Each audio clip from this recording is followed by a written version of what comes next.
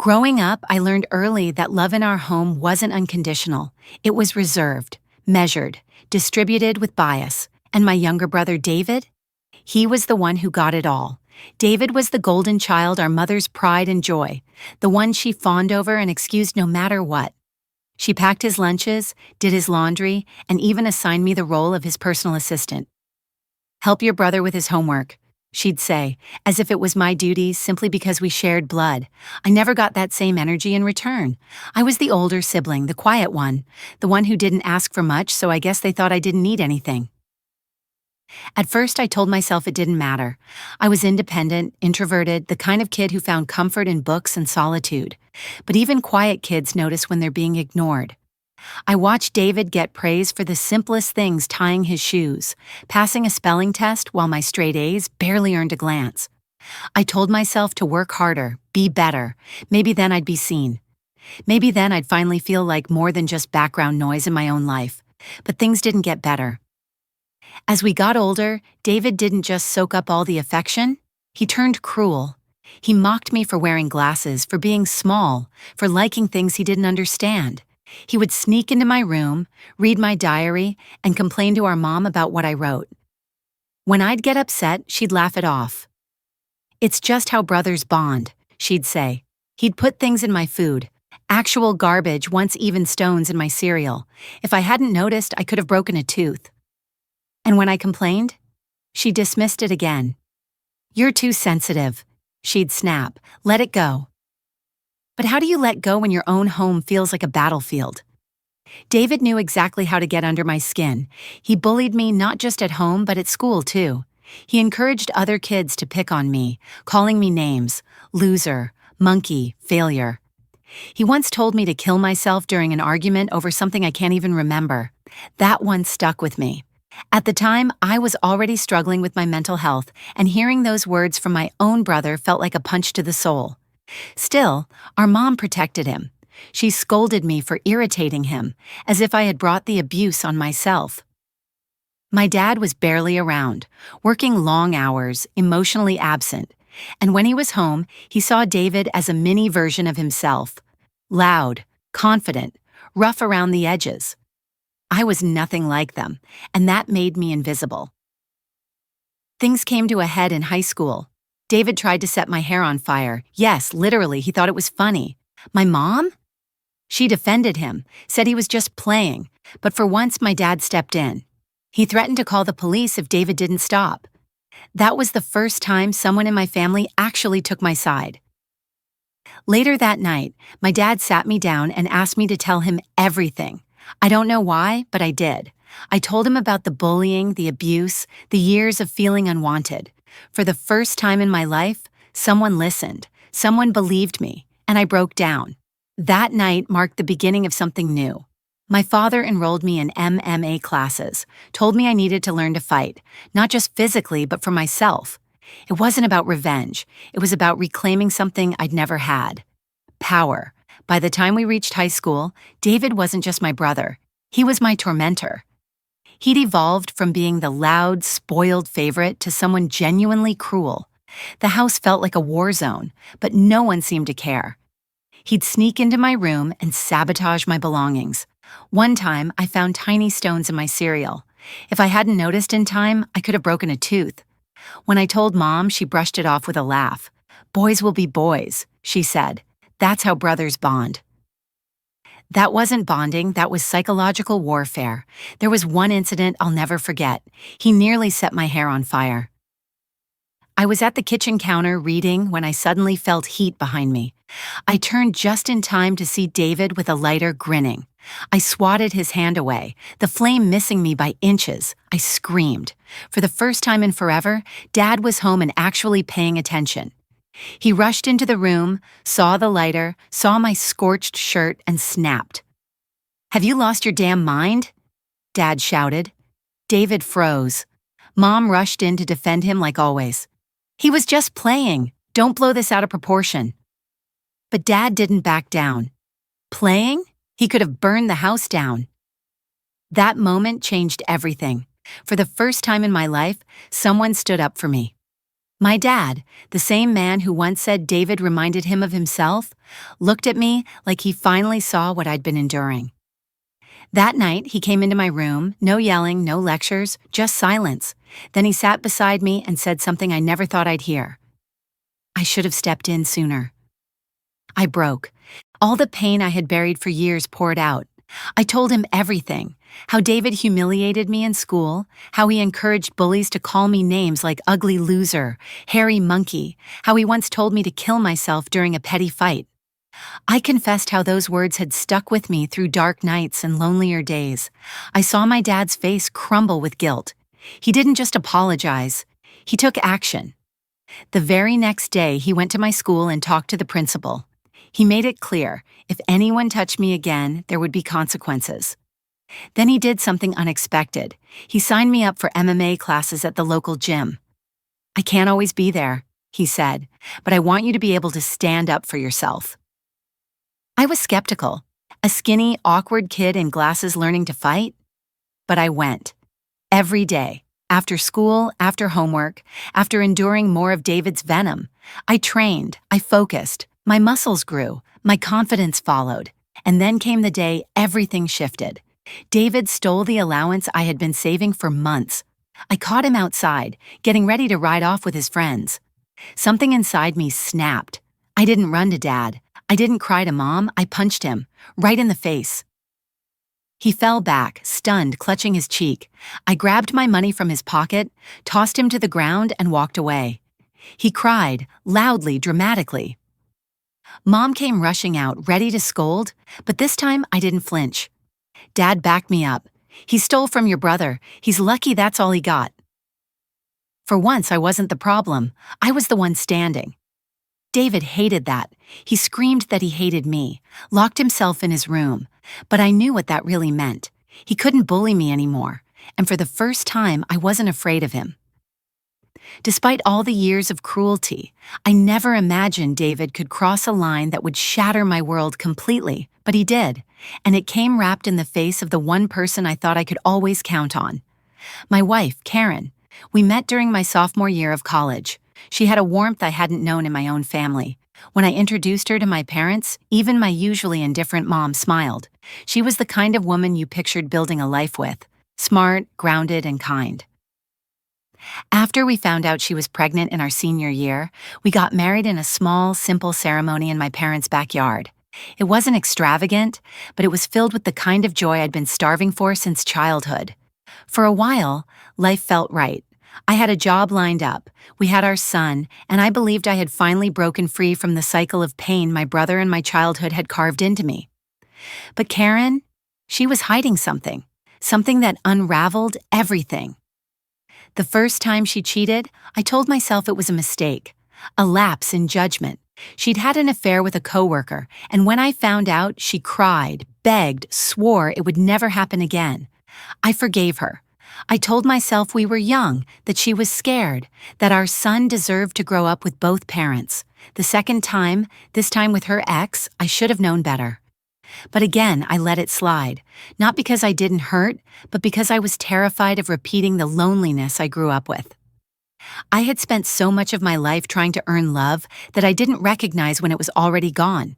And for 4 years, I believed maybe, just maybe, she'd changed.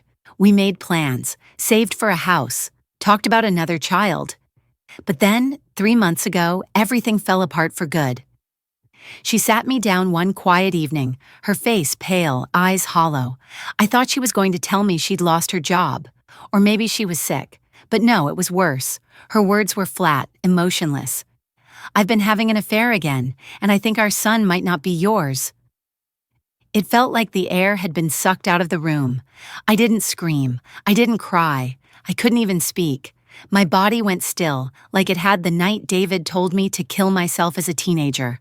That same numbness, that same disbelief. Who?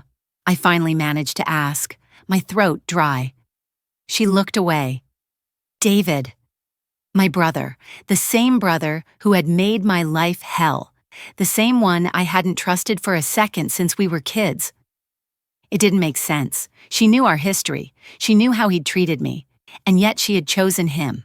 Not once, Not by accident, but over and over again? She claimed it started during a holiday visit, said she felt sorry for him, that they bonded, that one thing led to another. She blamed alcohol, blamed loneliness, blamed me for not seeing her pain, but I couldn't hear it. I was stuck on one thing. The boy I had raised, held, sacrificed everything for, might not even be mine. Everything in my life cracked open in that moment. The memories of David taunting me, of our mother defending him, of every time I was made to feel small, it all came rushing back. But this time, it wasn't just my dignity he took, it was my family. And somehow, even after all that, I still wasn't ready for what came next. 3 months had passed since I left Karen crying on the doorstep, her betrayal still echoing in my mind like a cruel refrain. In that time, I focused on reclaiming pieces of myself I hadn't seen in years. I moved into a modest apartment in the city, surrounded by tall windows, the hum of traffic, and the scent of fresh coffee from the shop downstairs. It wasn't much, but it was mine. A quiet space where I didn't have to brace myself before walking through the door. I spent those days rebuilding, not just my routine, but my identity. I threw myself into work, often staying late, not because I had to, but because it kept the silence at bay. I started therapy, something I had always put off. Each session peeled back a layer I didn't realize I had been hiding under. Shame, rage, heartbreak, and underneath it all, grief. Not just for my marriage, but for the family I thought I had. Then one morning my phone rang. The screen lit up with a name I hadn't seen in months. David. I stared at it, heart pounding. Every instinct in me screamed to decline. But curiosity, or maybe some twisted need for closure, won. I picked up. His voice was strained, almost unfamiliar. "Hey man, it's been a while." I didn't respond. He cleared his throat. "Listen, I know I'm the last person you want to hear from, but I really need your help." I laughed bitterly. "Now you need me?" He started rambling, how things were falling apart, that Karen had confirmed he was the biological father, that she was demanding child support he couldn't pay. He dropped out of college, couldn't find a steady job, and our parents weren't answering his calls. "They disowned me," he said quietly. "Cut me off completely. I've got nothing, man." It took everything in me not to explode. "You should have thought about that before sleeping with my wife," I said coldly, twice. He rushed in to defend himself like that would fix anything. "Karen's not innocent either, you know that." "I divorced her. That's called consequences." I snapped. "Now you're her problem, not mine." There was a pause. Then to my disbelief, David started crying. I hadn't heard him cry since we were kids, back when his tears always bought him sympathy, always earned him forgiveness. Not this time. "Everyone hates me now," he whispered. "Even Grandma stopped talking to me. I lost everything, man. Please, just talk to Dad. Help me." His voice cracked, desperate, and for a second, just a second, I hesitated. But then I remembered every moment I had spent feeling small. Every insult, every slap to the face, both literal and emotional. The boy who put stones in my cereal had become a man who shattered my home. And now he wanted mercy? "I'm not your brother anymore," I said softly. "You made sure of that." And I hung up. I sat there afterward, hands shaking, the weight of old wounds heavier than ever. But beneath the hurt, there was clarity. I hadn't said it out of cruelty. I said it because I was done being used, because choosing peace, even when it hurts, is still choosing yourself. And that was something David would never understand. It had been 2 weeks since David's desperate phone call, the one that left me torn between the past we shared and the peace I'd finally built. I hadn't answered any of his messages since, but that didn't stop the guilt from creeping in during quiet moments. I'd replay his voice in my head, broken, helpless, and crying like a child. The same child who once tormented me, the same man who tore my world apart. Then came the final straw. My mom called. When I answered, her voice trembled, not with sadness, but with something far more unsettling. Hope. "Sweetie," she began, "I know you've been through a lot, but David's trying to change. He's really sorry."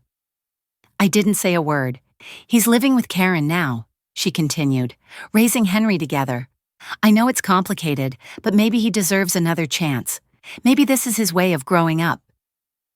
The words made my skin crawl, not because I didn't want David to change, but because I was always the one expected to forgive first, to be the bigger person, to move on for the sake of the family. Always me, never him.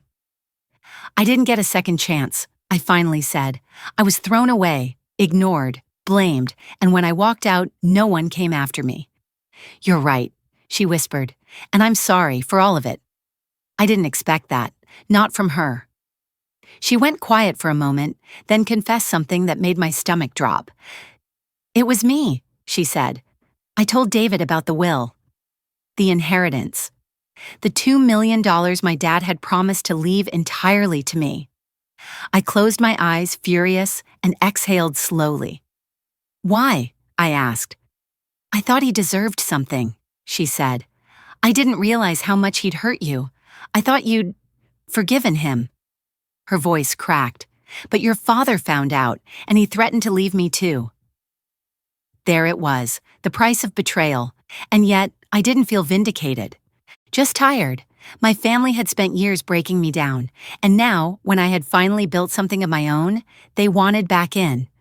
I'm not trying to punish anyone, I said calmly. I just don't have anything left to give. We hung up, and for the first time, I didn't cry. I didn't pace the room. I just sat in silence, letting the weight of her words settle. Later that night, my dad called. He didn't ask about David. He didn't bring up the will. He just said, "Want to hit the golf course this weekend?" It was his way of saying he was still here, still choosing me, and that meant more than anything. I told him yes. As for David and Karen, I haven't heard from them since. I don't know if they're still together. I don't know if they're struggling, and honestly, I don't want to know. I gave enough of myself to people who treated me like a placeholder, like a fallback plan. Now, I'm building something new. I've started dating again slowly, cautiously. I'm still going to therapy, still unpacking years of pain I never acknowledged. And every morning I wake up knowing that I chose myself. Not out of selfishness, but survival. Because sometimes the only way to heal is to walk away for good. And that's what this was. Not revenge, not payback, just the final goodbye.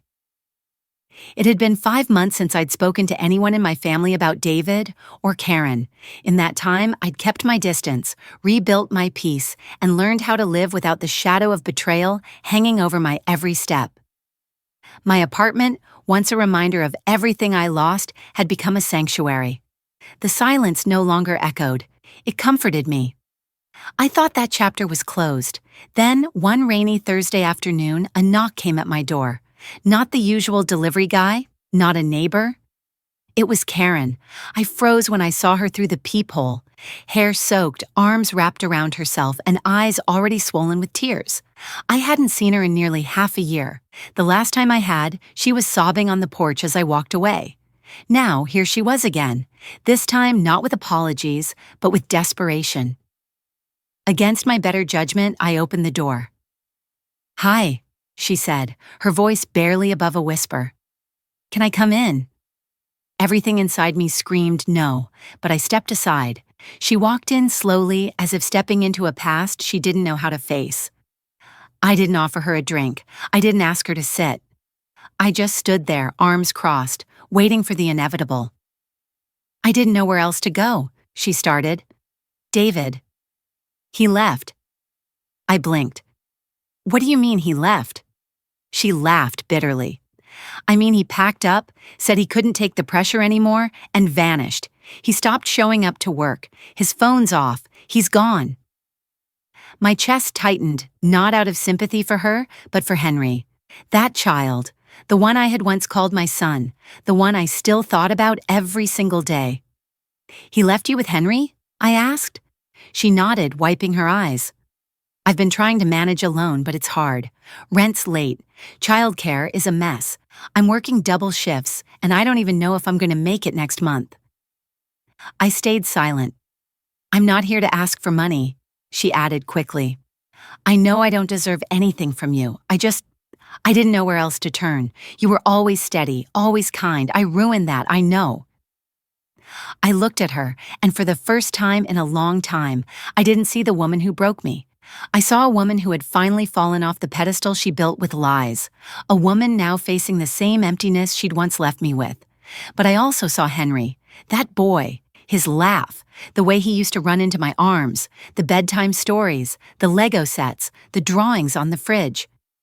"He's still your son," Karen said gently, reading my silence, "even if he's not yours by blood."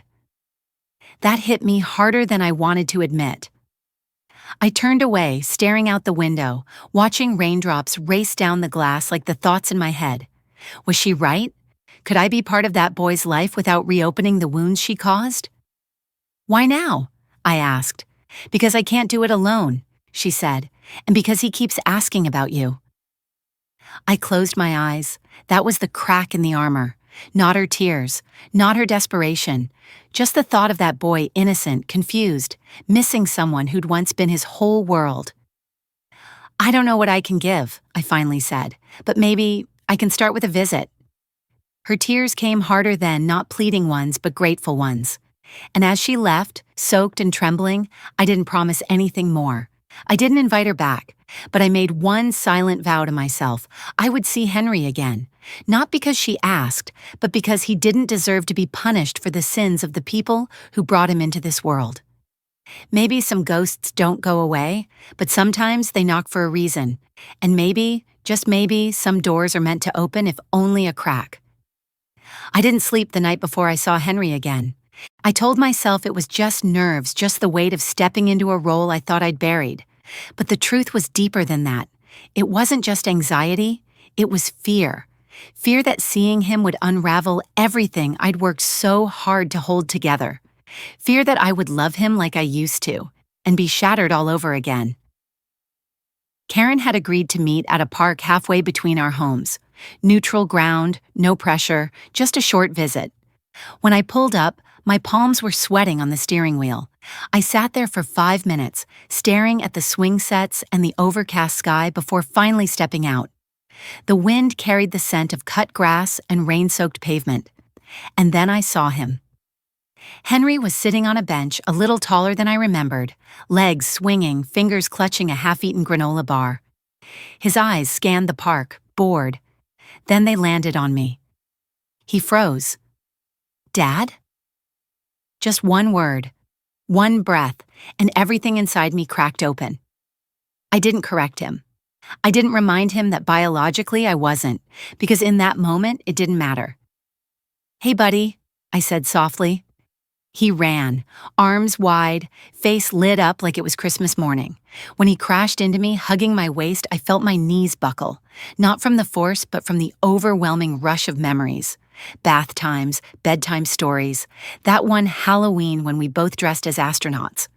All of it came rushing back like a flood. Karen stayed back, watching us quietly. We walked around the park. He talked nonstop about school, video games, how he wanted to be an engineer. He didn't ask where I'd been. He didn't seem to hold a grudge. Kids are like that. Forgiving, pure. But every time he called me Dad, my heart ached, because I wasn't. Not really, and yet I was. We sat on the swings. He kicked his legs high into the air, shouting, "Wait, watch me fly." I smiled, even laughed a little, but I also felt the lump in my throat tighten, because I knew I'd have to make a choice. Was I ready to be part of his life again? Not just for a visit, not just for a few park outings, but as a steady, dependable presence. It would mean seeing Karen. It would mean reopening wounds I'd spent months stitching shut. It would mean reliving betrayal in slow motion every time I picked him up, every time I looked into eyes that reminded me of David. And yet, how could I walk away? He was innocent. He didn't choose this mess.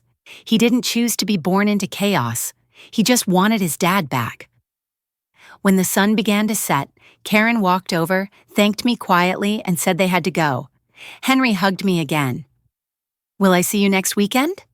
I paused, then nodded. "Yeah, buddy, you will." He grinned and ran off. Karen looked at me, eyes glassy. "Thank you." I didn't answer. I couldn't. As I walked back to my car, I realized something. Sometimes the hardest part isn't walking away from people who hurt you. It's choosing to show up again and again for someone who didn't. And if being in Henry's life meant carrying a weight I didn't deserve, maybe it was still a weight worth carrying. For him. Not for Karen, not for closure, just for him. Because sometimes love isn't about biology. Sometimes it's about staying when everything in you wants to run. The next few weeks were a blur of cautious steps and deep breaths. I saw Henry every Saturday just like I promised. We'd grab hot chocolate from the same cafe near the park. He liked his with extra whipped cream, and I always ended up wiping chocolate off his nose. We built Lego sets at the library, tossed footballs at the park, and once, we even tried baking cookies at a community center's kitchen. They burned, we laughed anyway. He called me Dad every time, and I never corrected him. But while those weekends gave me moments of warmth, they came with a cold shadow Karen. Every visit required coordination with her. Every text from her made my chest tighten. I kept it civil cold, but civil. No small talk, no reminiscing. I treated her like a stranger with whom I had shared a war. She tried to talk once. During one drop-off, after Henry ran ahead toward the swings, she stood beside me and said, "You're doing a great job with him." I gave her a nod, nothing more. "I know it doesn't fix anything," she added, "but I'm glad you didn't shut him out." I looked at her, then not as the woman I once loved, but as the person who shattered me. "You don't get to thank me," I said quietly, "not for doing what you and David never did, thinking about someone besides yourselves." She looked away. I walked toward the swings, and still, the hardest part wasn't her. It was what Henry didn't know. He didn't know the man he called Uncle David was his biological father. He didn't know the truth about why I disappeared for so long. He didn't ask because he trusted me to just be there, and part of me wanted to protect that innocence for as long as I could. But I also knew the truth had an expiration date. One day he would ask. And when he did, I didn't want to lie. That thought kept me up at night. I started seeing my therapist twice a week. I told him everything, how the pain still lived in my chest like a dull ache, how Karen's voice could still ruin my day, how sometimes I looked at Henry and saw the betrayal instead of the boy. But I also told him about the joy, the way Henry grinned when I showed up, the way he clutched my hand when we crossed the street, the way he whispered, "I missed you." At the end of every visit, my therapist said something I'll never forget. "You don't have to forget what happened. You just have to decide what you're willing to carry and what you're willing to set down." I was still figuring that out. One Sunday morning, while eating pancakes at a diner, Henry looked up at me and asked, "Why don't you live with us anymore?" My heart froze.